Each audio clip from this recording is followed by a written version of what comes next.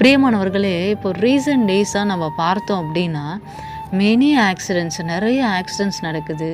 தீ விபத்துகள் நடக்குது. இது நிமித்தம் எந்த தவறுமே செய்யாத நிறைய உயிர்கள் பலியாகி கொண்டு இருக்கிறார்கள் இல்லையா?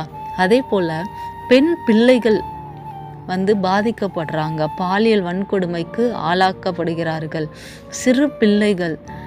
பிரியமானவர்களே, நம்ம எங்கேயோ ஒரு இடத்துல நடக்குது அப்படி இல்லைங்க. யாரோ ஒரு குழந்தைக்கு நடக்குது அப்படி இல்லைங்க. எந்த குழந்தைக்கு நடந்தாலும் அது நம்முடைய குழந்தை அப்படின்றது நம்ம இருதயத்தில் முதலாவது நமக்கு தோன்ற வேண்டுங்க. அந்த சிறு பிள்ளைகள் பாலியல் வன்கொடுமைக்கு உள்ளாகும்படுவது நம்முடைய குழந்தைக்கு அப்படி நேர்ந்திருந்தால் நம்ம இருதயம் துக்கப்படுமோ, பாரப்படுமோ, அதே போல் ஒவ்வொரு நாளும் நம்ம சிறு பிள்ளைகளுக்காக, பெண் குழந்தைகளுக்காக ஜெபிக்க வேண்டியது நம்முடைய கடமையாக இருக்கிறதுங்க.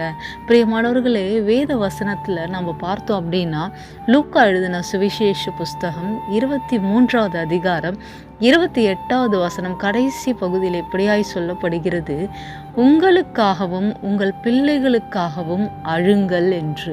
ஆம் பிரியமானவர்களே, ஒவ்வொரு நாளும் நம்முடைய குழந்தைகளுக்காக நம்ம கரம் வைத்து, அவர்கள் தலை மீது கரம் வைத்து அவர்களுக்காக ஜெபிக்க வேண்டும்.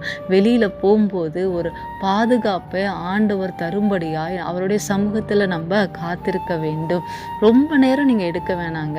அவங்க போகும்போதும் வரும்போதும் திரும்பி அவங்க பத்திரமா வீட்டுக்கு வந்ததுக்கு அப்புறமும் நீங்கள் ஜெபிக்கணுங்க. இது உங்களுக்கு இருக்கிற எல்லா வேலையை பார்க்கலும் உங்களுக்கு முதலாவது உங்கள் குழந்தைகளுக்காக ஜெபிக்க வேண்டியது உங்கள் மேலே விழுந்த கடமை.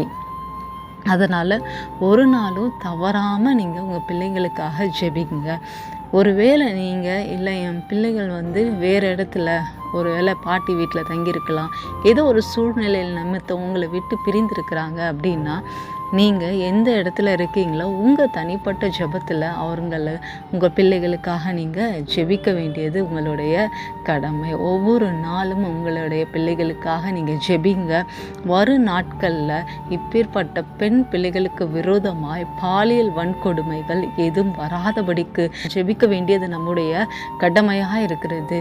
நீங்கள் ஒருவேளை சொல்லலாம், சிஸ்டர் நான் டெய்லி என் பிள்ளைகளுக்காக ஜெபிக்கிறேன் அப்படின்னு சொன்னீங்கன்னா ரொம்ப சந்தோஷங்க. நீங்கள் தொடர்ந்து எல்லா பிள்ளைகளுக்காகவும் உங்கள் ஜெபத்தில் தாங்கும்படியாய் கேட்டுக்கொள்கிறேன். God bless you. Thank you.